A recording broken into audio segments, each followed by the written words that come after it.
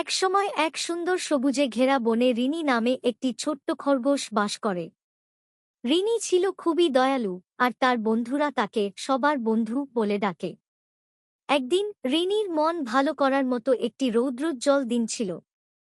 সে আনন্দে লাফাতে লাফাতে জঙ্গলের ভেতর দিয়ে হেঁটে যাচ্ছিল।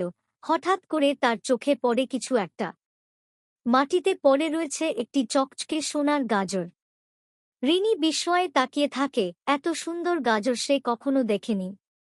রিনি ভাবে, এটা তো কারো প্রিয় জিনিস হতে পারে।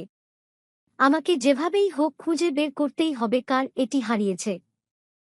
পথে সে এক বুদ্ধিমান বুড়ো পেঁচার সাথে দেখা করে। পেঁচাটি চোখ কুঁচকে বলে, গাজরটি বনের রাজার।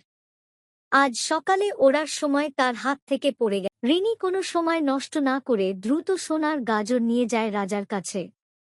রাজা রিনির সততায় এতটাই মুগ্ধ হন যে তিনি তাকে বনের সবচেয়ে তাজা এবং সুস্বাদু সবজি দিয়ে ভর্তি একটি বড় ঝুড়ি উপহার দেন।